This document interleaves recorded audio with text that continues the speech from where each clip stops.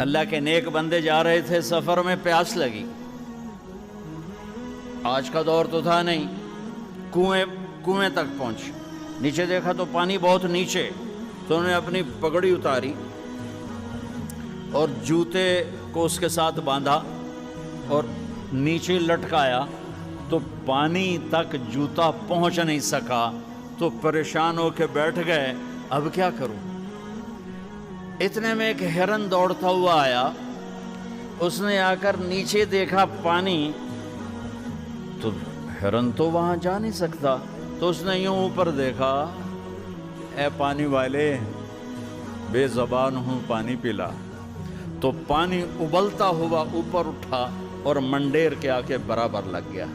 ہرن نے پانی پیا، ہرن کی طفیل اس انسان نے پیا، ہرن پیچھے مڑا، پانی نیچے گیا، تو اس کے منہ سے بے ساختہ نکلا کہ میں انسان،